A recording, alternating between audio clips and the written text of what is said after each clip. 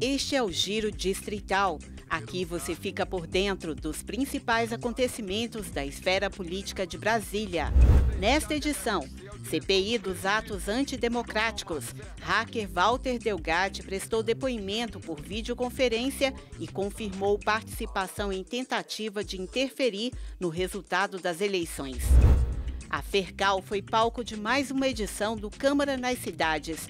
Deputados, lideranças comunitárias e moradores da região participaram de 2 dias de atividades em um espaço especialmente montado para unir poder legislativo e população.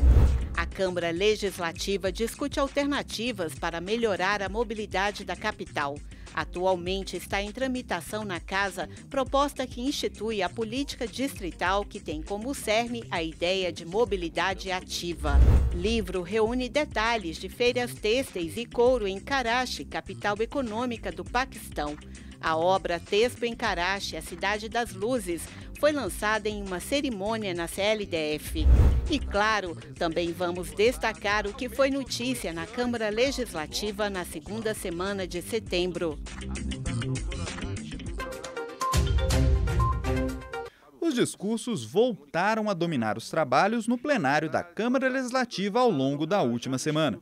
No dia 12, o deputado Gabriel Magno manifestou preocupação com uma mudança no critério de designação dos supervisores das escolas da rede pública do Distrito Federal.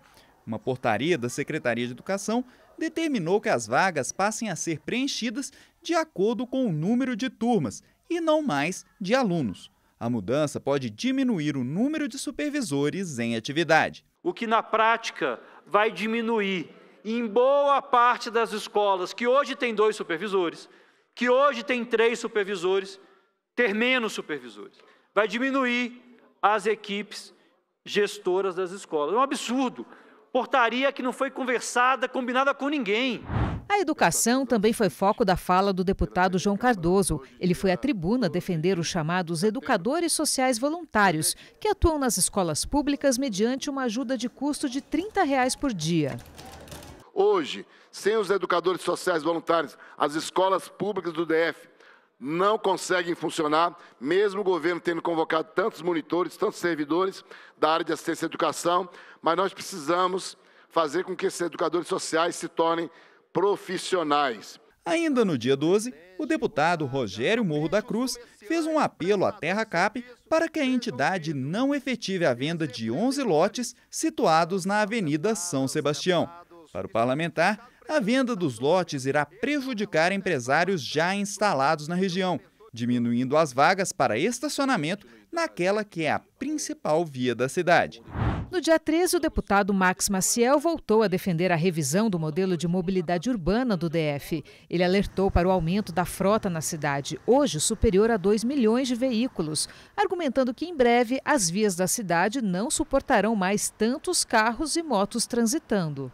Já o deputado Eduardo Pedrosa defendeu que os servidores do Detran que fazem horas extras de forma voluntária passem a receber os valores atualmente pagos às demais forças de segurança do Distrito Federal por esse tipo de trabalho. Pedrosa também reivindicou igualdade no valor do auxílio alimentação pago pelo Detran.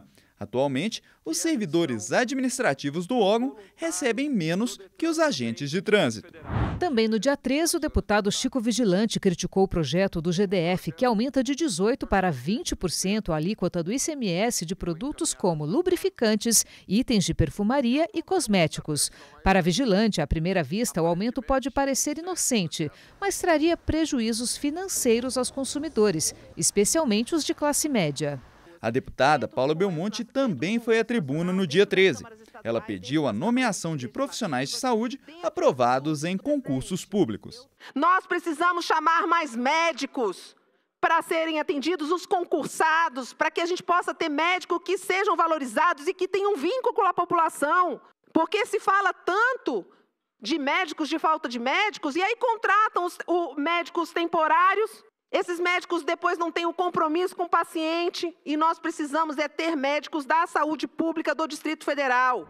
A notícia de que a Secretaria de Saúde investiga mais de 40 casos suspeitos de febre maculosa no DF também repercutiu no plenário. Em resposta à situação, o deputado Ricardo Vale anunciou que promoverá uma audiência pública no próximo dia 28 para debater a proliferação de capivaras nas proximidades do Lago Paranoá. O motivo é simples. A febre maculosa é transmitida pelo carrapato estrela, comumente encontrado em capivaras, inclusive nas que habitam zonas urbanas. Os deputados distritais da CPI dos atos antidemocráticos, como de praxe, se reuniram na última quinta-feira, 14 de setembro, para mais uma oitiva. O depoimento naquele dia foi, digamos, um tanto diferente. O hacker Walter Delgatti Neto falou por videoconferência do presídio de Araraquara, em São Paulo, onde ele cumpre pena de 20 anos por invadir celulares de autoridades públicas.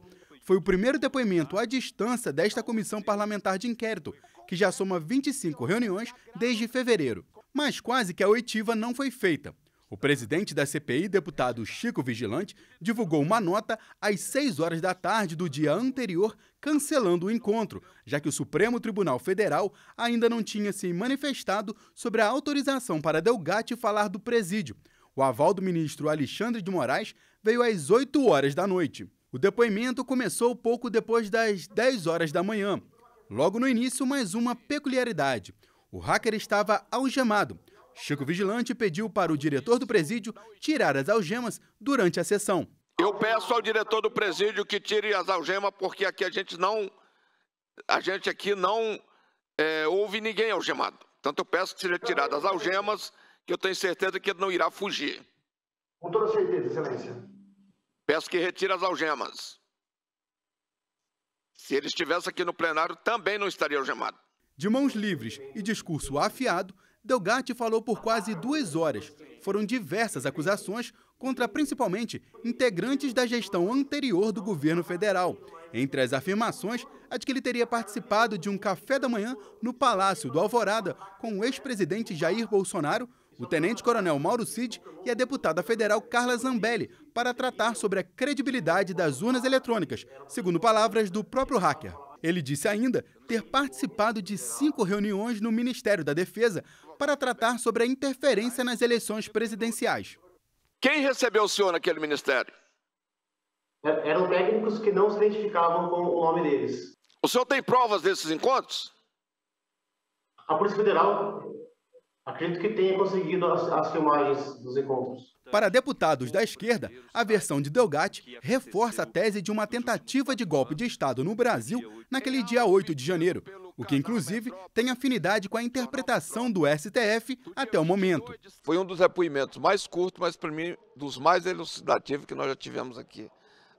São dados fundamentais, importantes trazidos aqui pelo depoente, como por exemplo, uma reunião no Palácio da Alvorada com o ex-presidente Jair Bolsonaro, com a Carla Zambelli e com o marido dela, que era comandante da Força Nacional de Segurança, todos eles tramando contra a democracia no Brasil.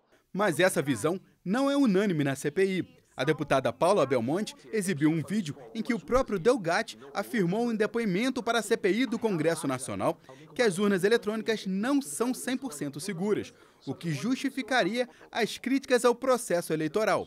Quando o senhor diz assim, o código-fonte ele é feito pelos funcionários do TSE, é apenas um código-fonte que é colocado e esse único código-fonte ele vai para todas as urnas do Brasil ou podem ser feitos mais de um código-fonte, colocar códigos-fonte, um determinado código-fonte em algumas urnas e outro em outras urnas? É só essa pergunta porque é realmente uma curiosidade que eu tenho.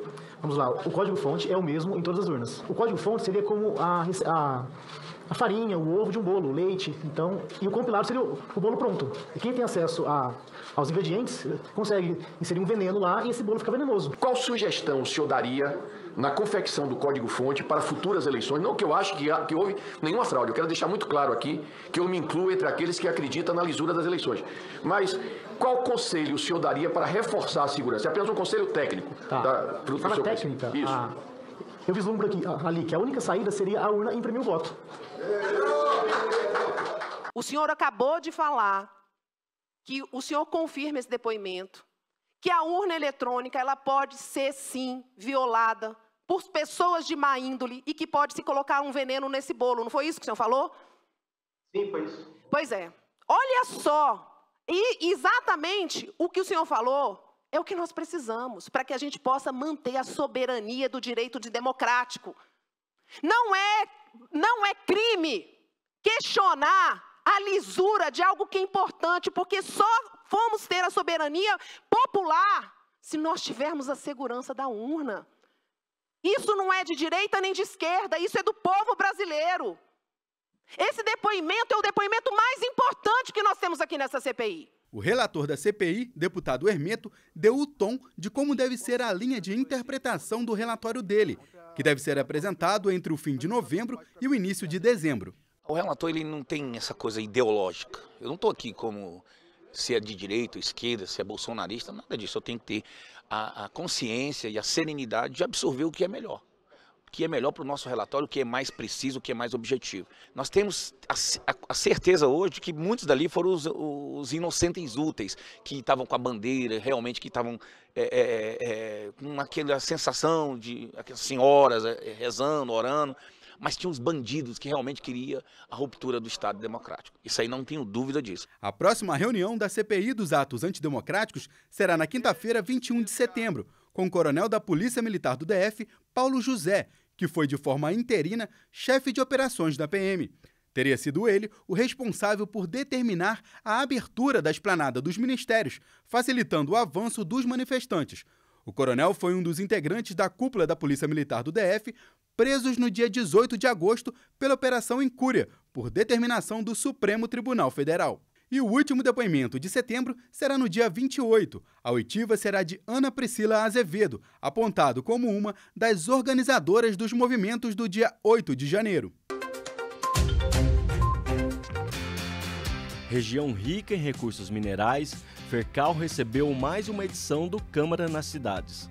A cidade é conhecida por ser uma das mais antigas e ter uma das maiores arrecadações do Distrito Federal, mas também é carente de serviços públicos. Eu sempre falei que a Fercal antigamente era uma tal da prima esquecida das administrações regionais. Fercal é a primeira cidade operária. E se você observar, ela foi construída sem planejamento. Então muitas coisas ali até hoje são difíceis de fazer. São ruas muitas vezes tortuosas, lugares que foram ocupados em lugares que era até de área de preservação permanente, APP. Então, ela precisa de um olhar diferenciado da cidade que foi planejada. Além da questão da regularização de terras, que a gente sabe que é um assunto importante, mas nós temos aqui duas grandes fábricas de cimento, grandes arrecadadoras de ICMS e tem vamos dizer, uma dívida ambiental. E essa dívida ambiental ela não pode ser paga dentro, fora da Fercal, ela precisa ser paga aqui. E nós precisamos fazer com que essa população tenha visibilidade.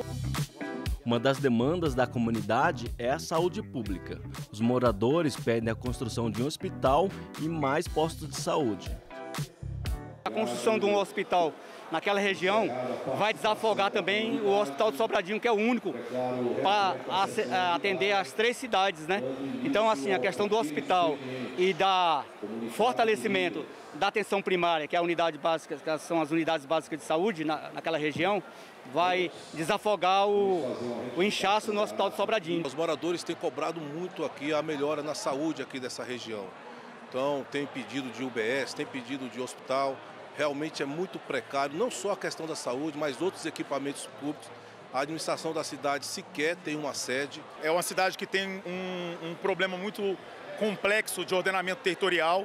Para ter o hospital tem que se achar uma área que se possa ter o hospital. Eu acho que mais avançado é uma área desafetada, o governo vai desafetar e vai vir uma creche primeiro, que o governo prometeu, e a sede da administração própria. Esse é o primeiro passo. E um hospital também é muito importante. Mas pode ser um segundo passo. Uma das principais reivindicações dos moradores da Fercal é a regularização fundiária. Nesta edição do Câmara nas Cidades, o assunto foi debatido em audiência pública. A regularização fundiária na Fercal é tudo. A cidade, sem uma regularização, nós não temos locais para fazer os equipamentos, né, os equipamentos públicos necessários ao desenvolvimento da cidade. A FERCAL, ela foi criada em 2012 e continua a mesma coisa. Não tem nada de novidade, não tem nada de concreto, de efetivo. Na água potável, falta rede de esgoto. E tudo depende da regulação fundiária aliada ao plano urbanístico e ao plano diretor. A FERCAL, ela necessita urgentemente de muitas definições. Muitos equipamentos públicos não tem aqui ainda nessa cidade, justamente porque não tem essa regularização. Então já está na hora do poder público, entra ano e sai ano, a gente não consegue resolver isso.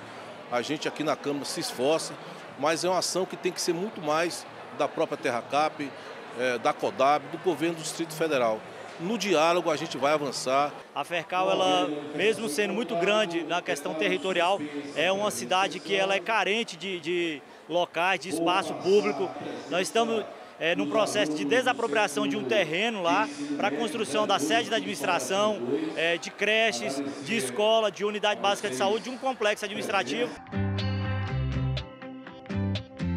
Ao final dos trabalhos, deputados e moradores aprovaram mais uma edição do Câmara nas Cidades. Se a gente for lá na Câmara, é muito difícil para a gente aqui, morador, né? Então, a Câmara vindo aqui na cidade, é bom que ouve os problemas da cidade e vê como que pode resolver, né? Porque nós aqui de Sobradinho 2, da FERCAL, de Sobradinho 1, nós estamos precisando de muita ajuda. E ele vindo, os deputados virem aqui é muito bom. Eu avalio como uma proximidade, principalmente dos representantes da população com a população.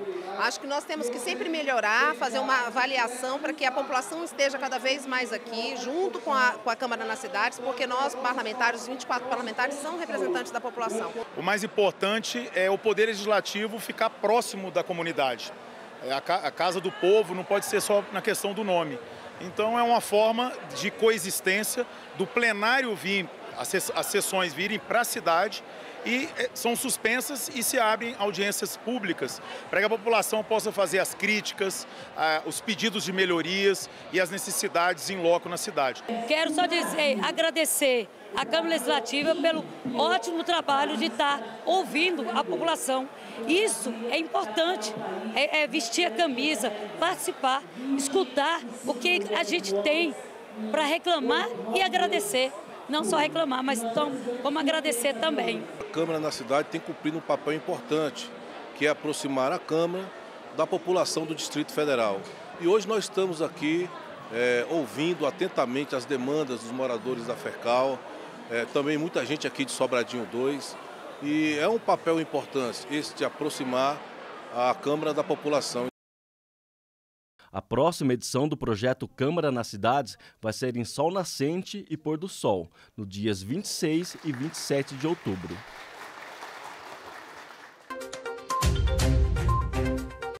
As ações de transparência e os projetos de educação da Câmara Legislativa ganharam destaque em evento internacional da ONU. A Escola do Legislativo Eleges foi selecionada para participar do evento de avaliação das escolas do governo, realizado nos dias 14 e 15 de setembro, no Escritório das Nações Unidas, em Genebra, na Suíça. O presidente da Câmara Legislativa, deputado Wellington Luiz, e a diretora da Eleges, Jane Marrocos, representaram a CLDF. O deputado Wellington Luiz destacou a importância de ações de transparência da Câmara, que alcançou recentemente o primeiro lugar no ranking de transparência, de acordo com o levantamento sobre as casas legislativas. Outra iniciativa apresentada durante o evento foi o programa Conhecendo o Parlamento, que inclui 4 projetos com atividades como a visitação de estudantes à sede da Câmara Legislativa. Os projetos atenderam a um público estimado em 3.700 pessoas somente no primeiro semestre de 2023.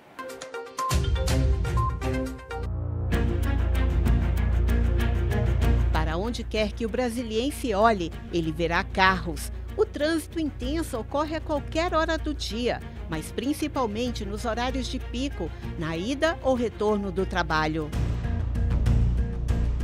O tráfego difícil demanda paciência e tempo ao volante. Caminhar é mais econômico, não polui o meio ambiente e pode ser uma forma eficiente de se deslocar pela cidade na chamada mobilidade ativa.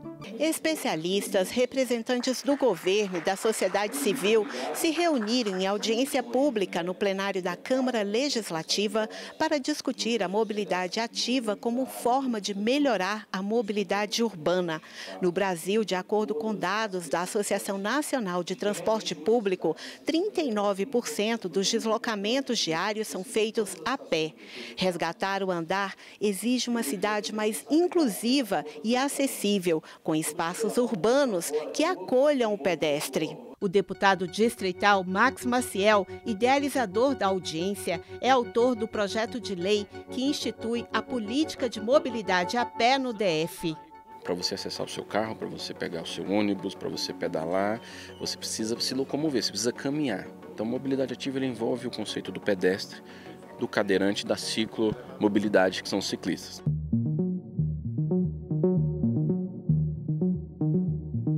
Um consenso entre os participantes da audiência é que os espaços urbanos ainda são pouco amigáveis para o pedestre.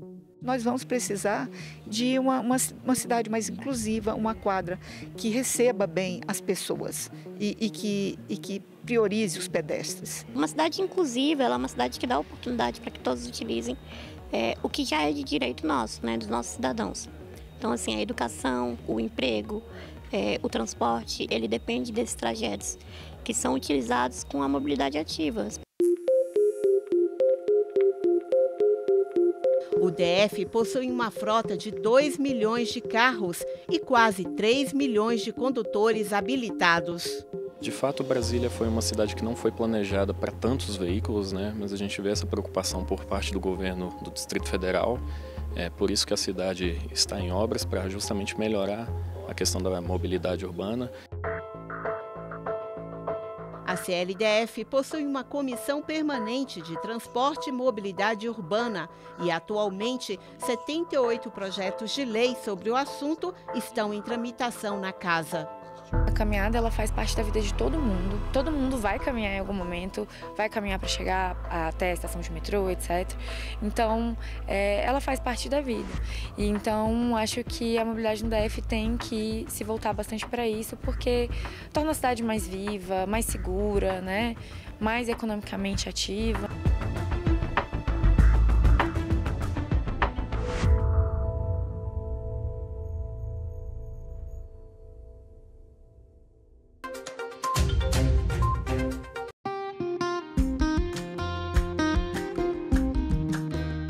Localizada no sul da Ásia, a quase 14 mil quilômetros do Brasil, a República Islâmica do Paquistão é a quinta nação mais populosa do mundo, com mais de 200 milhões de habitantes.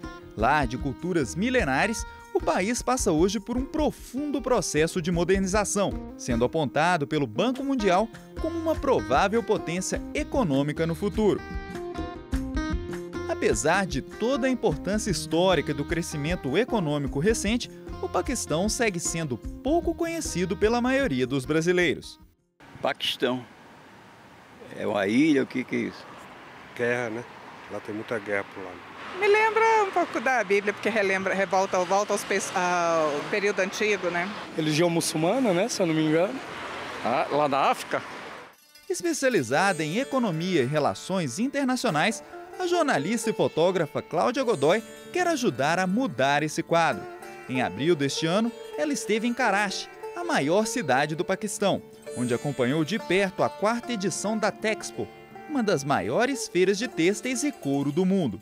Pude conhecer os produtos paquistaneses, inclusive a bola oficial da FIFA, que é produzida lá no Paquistão. É uma bola costurada à mão, que tem uma alta tecnologia também. Então, eles unem os dois aspectos, a ancestralidade, o conhecimento antigo, com a tecnologia.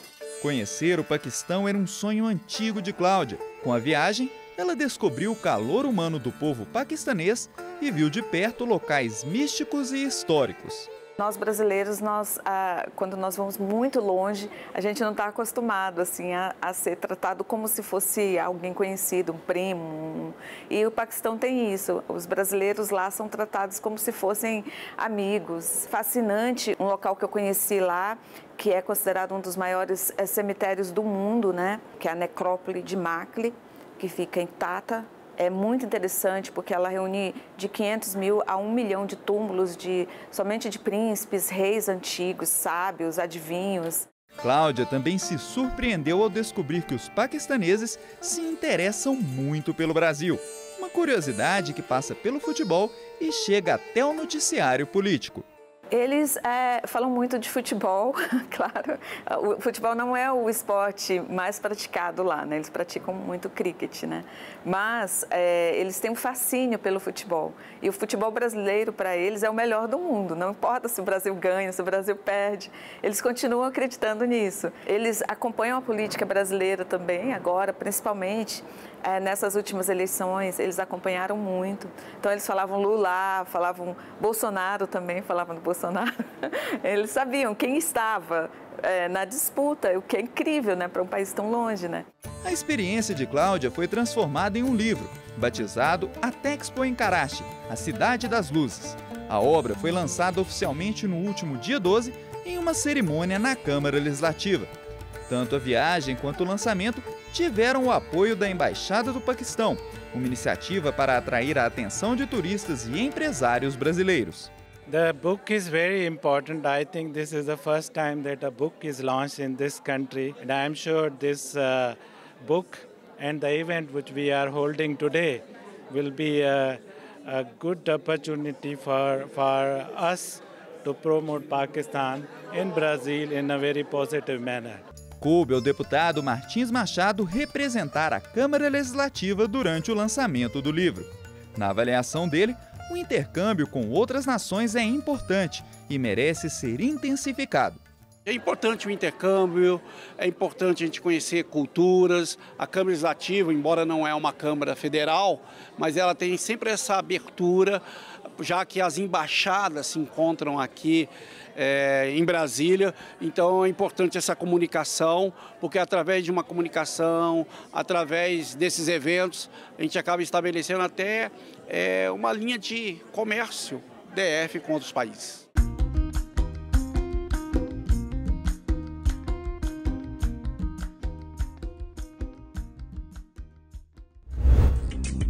E não se esqueça, para outras informações sobre os trabalhos da Câmara Legislativa, acesse o portal de notícias da Casa.